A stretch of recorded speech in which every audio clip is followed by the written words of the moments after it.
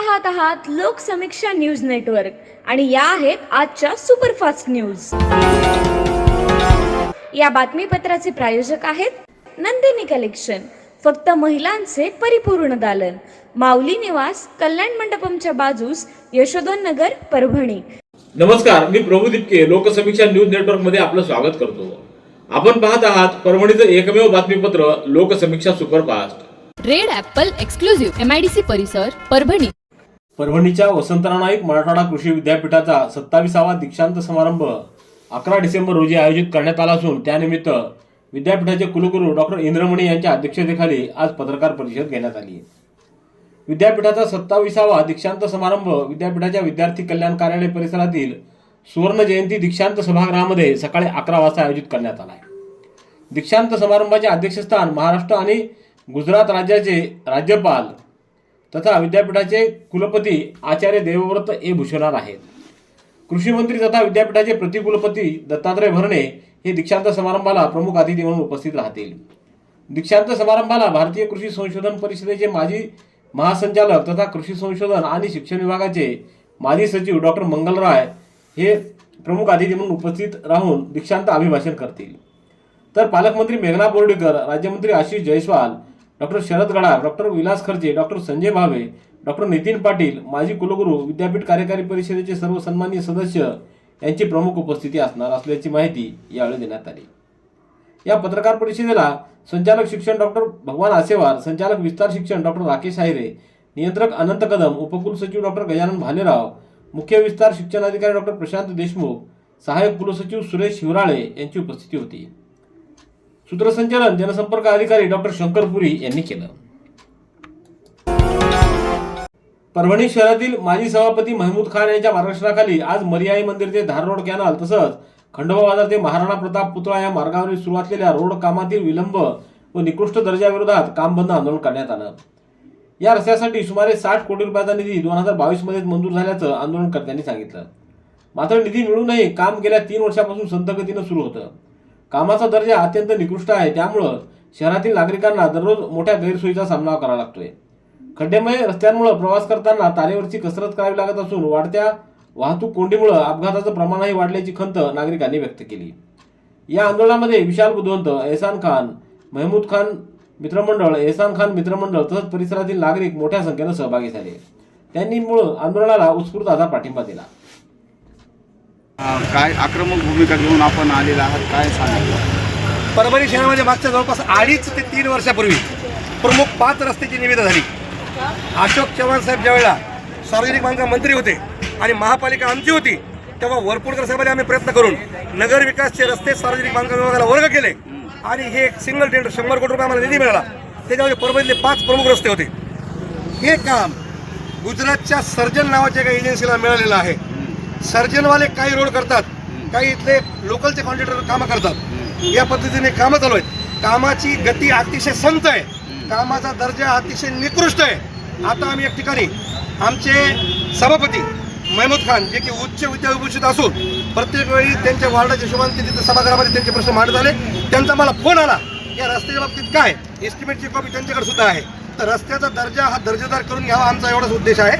आता आपण बघितलं असेल की बोबडे मेडिकलच्या समोर कंत्राटदार 7 मीटरचं काम करतो, तिथं 2 कॉन्ट्रॅक्टर आहेत। तिथं पल्लवी कन्स्ट्रक्शन, सुधीर पाटील आणि जेठवानी आणि भाईजान म्हणजे त्यांचे प्रतिनिधी उभे आहेत। मग माझ्या भागामध्ये यांचं काम आहे, तो रस्ता 11 मीटरचा होतो, हा रस्ता 7 मीटरचा का होतो? जिथं तुम्हाला जागा आहे म्हणजे नेमकं करायचं काय तुम्हाला, याच्यातून तुम्हाला किती पैसे खायचेत हे आम्हाला कळत नाही। त्यामुळे आता परभणीकर आक्रमक झालाय, परभणीकर रस्त्यावर आलाय आणि 5ही रस्ते दर्जेदार जोपर्यंत होणार नाहीत तोपर्यंत आम्ही कंत्राटदाराला सळो की पळू करून सोडणार आहेत। ठीक। सततचे दवाखाने करून कंटाळलात? आता शेवटचा उपाय। डॉक्टर गोविंद कामटे यांचे बालाजी आयुर्वेदिक निसर्गोपचार केंद्राला भेट द्या। शुगर, मूळव्याध, ॲलर्जी, सोरायसिस, गजकर्ण, दमा, लठ्ठपणा, गुडघेदुखी, कंबरदुखी, वात, गाठीचे आजार, लकवा, केस गळणे, मुतखडा, सफेद डाग यांसारख्या जुनाट आजारांवर खात्रीशीर उपचार केले जातात। दारू सोडवण्यासाठी विशेष उपचार उपलब्ध। संपर्क डॉक्टर गोविंद कामटे, आयुर्वेद विद्याविशारद, बालाजी आयुर्वेदिक निसर्गोपचार केंद्र, तलाठी कार्यालयाच्या बाजूला, वसमत रोड, परभणी। संपर्क 9921691008. पूर्णा शहरातील ताडकळस रोडवरील तहसील कार्यालयाच्या गेटच्या बाजूला असलेले ॲडव्होकेट नरेश भारती यांच्या कार्यालय व शेख बॉन्ड विक्रेते तसंच बाजूला असलेल्या ऑनलाईन सेवा केंद्राच्या दुकानाला सकाळी भीषण आग लागली. या आगीमध्ये दुकानातील साहित्य जळून खाक झालं असून मोठं नुकसान झालं आहे. तहसीलच्या गेट समोर आज सकाळी 7 ते 8 वाजेच्या दरम्यान कचरा जाळण्यात आला होता. या जळत्या कचऱ्याचा काही भाग उडून बाजूच्या दुकान असलेल्या शेडमध्ये गेल्यानं आग लागली अशी परिसरात चर्चा आहे. ही वाऱ्यानं आग पसरल्यानं कॉम्प्युटर, प्रिंटर, बॉन्ड, कागदपत्र, फाईल्स, इन्व्हर्टर, दुकानाचे शेड आदीचं मोठं नुकसान झालंय. या आगीमध्ये 4 ते 5 लाख रुपयाचं नुकसान झाल्याचा प्राथमिक अंदाज व्यक्त करण्यात आलाय. नगर परिषदेच्या अग्निशमन दलाची गाडी तात्काळ घटनास्थळी दाखल झाली आणि त्यामुळं ही आग आटोक्यात आली. भारतीय जनता पार्टीतर्फे आयोजित पदनियुक्तीपत्र वितरण सोहळा उत्साहपूर्ण आणि मंगलमय वातावरणात पार पडलाय. राज्याचे मुख्यमंत्री देवेंद्र फडणवीस, प्रदेशाध्यक्ष रवींद्र चव्हाण यांच्या आदेशानुसार तसंच पालकमंत्री मेघना बोर्डीकर, संजय कौडगे, रामप्रसाद बोर्डीकर, माजी मंत्री सुरेश वरपुडकर यांच्या मार्गदर्शनाखाली परभणी महानगरातील विविध पदनियुक्त्या जाहीर करण्यात आल्या. वसमत रस्त्यावरील हॉटेल रामायणा इथं मोठ्या उत्साहात संपन्न झालेल्या सोहळ्यासाठी संघटन मंत्री संजय कौडगे, परभणी महानगर जिल्हाध्यक्ष शिवाजी भरोसे, ज्येष्ठ नेते विजयराव वरपुडकर, प्रमोद वाकोडकर, प्रेरणा वरपुडकर, राजेश देशमुख, सुनील देशमुख, संजय शेळके, मोहन कुलकर्णी, राजेश देशपांडे, मंगला मुदगलकर यांच्यासह अनेक मान्यवरांची उपस्थिती होती. वसंतराव नाईक मराठवाडा कृषी विद्यापीठाचे कुलगुरू डॉक्टर इंद्रमणी यांच्या कार्यकालाला 3 वर्ष पूर्ण झाल्याबद्दल आज विद्यापीठामध्ये परभणी जिल्हा मराठी पत्रकार संघाच्या वतीनं त्यांना गुलाब पुष्प देऊन त्यांचा सत्कार करण्यात आला. यावेळी विद्यापीठाचे शिक्षण संचालक, विस्तार शिक्षण संचालक त्याचबरोबर अधिकारी उपस्थित होते. तर पत्रकार संघाच्या वतीनं अध्यक्ष प्रभू दिपके, कार्याध्यक्ष लक्ष्मण मानोलीकर, परिषद प्रतिनिधी राजकुमार हट्टेकर, विठ्ठलराव वडकुते, मोईन खान, राहुल वहिवाळ, अरुण रणखांबे, भूषण मोरे, सुदर्शन डाके आदींची उपस्थिती होती. परभणी जिल्ह्यासाठी ऐतिहासिक ठरणारा सेंटर फॉर इनोव्हेशन, इन्क्युबेशन आणि ट्रेनिंग प्रकल्प आता प्रत्यक्षात येण्याच्या मार्गावर असून हा उपक्रम पालकमंत्री मेघना बोर्डीकर यांच्या सातत्यपूर्ण पाठपुरावा आणि मुख्यमंत्री फडणवीस यांच्या मार्गदर्शनामुळे मंजूर झाला आहे. या सुमारे 115 कोटी रुपयाच्या प्रकल्पातून दरवर्षी सुमारे 3000 विद्यार्थ्यांना इंडस्ट्री 4.0 युगाशी सुसंगत अत्याधुनिक तांत्रिक व उद्योगाभिमुख प्रशिक्षण मिळणार असून परभणीला कौशल्य विकासाच्या नकाशावर ठळक स्थान मिळेल अशी अपेक्षा व्यक्त केली जाते. CIIT केंद्रामुळे परभणी आणि आसपासच्या ग्रामीण भागातील विद्यार्थ्यांना इंडस्ट्री 4.0 यासाठी लागणाऱ्या कौशल्याचं प्रत्यक्ष प्रशिक्षण घेता येणार आहे. त्यामुळे स्थानिक तरुणांची रोजगार क्षमता मोठ्या प्रमाणात वाढेल. मंत्री मेघना बोर्डीकर यांनी ग्रामीण युवकांना शहराकडे स्थलांतर न करता आपल्या जिल्ह्यातच गुणवत्तापूर्ण प्रशिक्षण व रोजगार उपलब्ध व्हावा त्या दृष्टीनं हा प्रकल्प पुढे नेला आहे. Red Apple furniture, smart furniture for smart people. Exclusive Parbhani शहरातील भव्य शोरूम रेड ॲपल एक्सक्लुझिव्ह, भारतातील स्मार्ट फर्निचर ब्रँड आता आपल्या परभणी शहरामध्ये. हो, आता आपल्या परभणी शहरामध्ये. या अंतर्गत ऑफिस, बेडरूम, डायनिंग, लिव्हिंग इत्यादी प्रकारचे फर्निचर आपणास मिळेल. Bedroom set, bed, dressing table, sofa set, कपाट, डायनिंग टेबल टीपॉय आणि स्टील फर्निचर इत्यादी सर्व प्रकारचे फर्निचर तेही आकर्षक किमतीमध्ये उपलब्ध आहे. एक वेळ अवश्य भेट द्या. रेड ॲपल फर्निचर, MIDC परिसर, भारतीय स्टेट बँकेच्या जवळ, परभणी. पाथरी तालुक्यातल्या रेणाखळी शिवारामध्ये बिबट्याचा वावर पुन्हा एकदा स्पष्ट झाला आहे.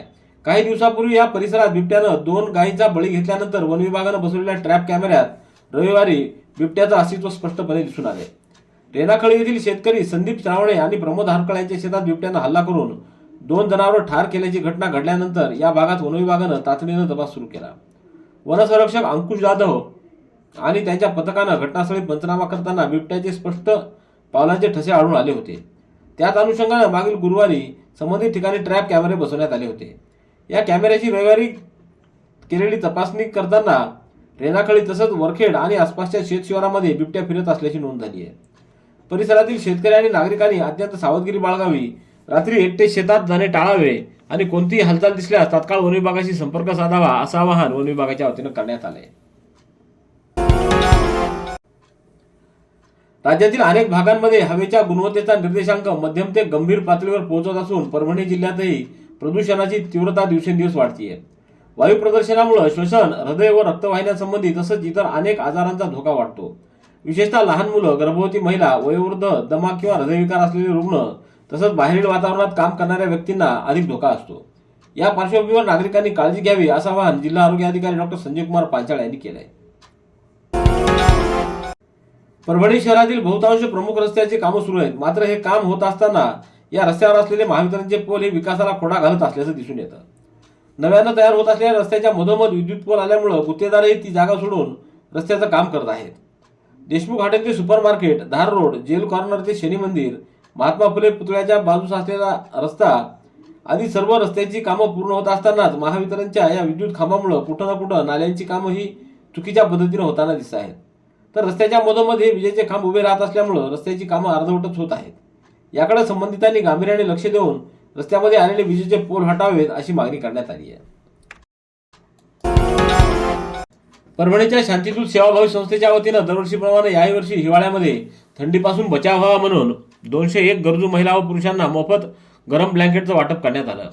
कार्यक्रमाच्या अध्यक्षस्थानी शांतीदूत सेवाभावी संस्थेचे अध्यक्ष सुभाषचंद्र सारडा हे होते. तर प्रमुख पाहुणे म्हणून ॲडव्होकेट एम के उबाळे, डॉक्टर दिनेश भुतळा, डॉक्टर स्मिता भुतळा, प्राचार्य सुरेश नाईकवाडे, डॉक्टर रितेश अग्रवाल, वर्षा सारडा, श्यामसुंदर सारडा, नेहा सारडा आदींची उपस्थिती होती. आमदार डॉक्टर राहुल पाटील यांच्या संकल्पनेतून अविरत रुग्णसेवा सुरूच असून 14 डिसेंबर रोजी सकाळी 10 ते दुपारी 3 वाजेदरम्यान आरपी हॉस्पिटल इथं 0 ते 18 वर्षाच्या मुलांसाठी 2D इको तपासणी व मोफत हृदयरोग तपासणी व शस्त्रक्रिया शिबिराचं आयोजन करण्यात आलंय. जगप्रसिद्ध बाल हृदयरोग तज्ञ डॉक्टर भूषण चव्हाण यांच्या हस्ते ही तपासणी व शस्त्रक्रिया करण्यात येणार आहे. या शिबिराचा लाभ घ्यावा असं आवाहन आरपी हॉस्पिटलच्या वतीनं करण्यात आलं आहे. परभणीच्या ज्ञानसाधना प्रतिष्ठानांतर्गत रायरेश्वर माध्यमिक व उच्च माध्यमिक विद्यालय तसंच ज्ञानसाधना नीट जेई फाउंडेशनद्वारा आयोजित दिव्यांगांचा आधार समाजाचा अभिमान हा दीक्षा दिंडे समुपदेशनाचा कार्यक्रम घेण्यात आला. यावेळी ज्ञानसाधना प्रतिष्ठानचे शिवसांब सोनटके यांच्यासह दीक्षा दिंडे, अमूर सुतार यांची उपस्थिती होती.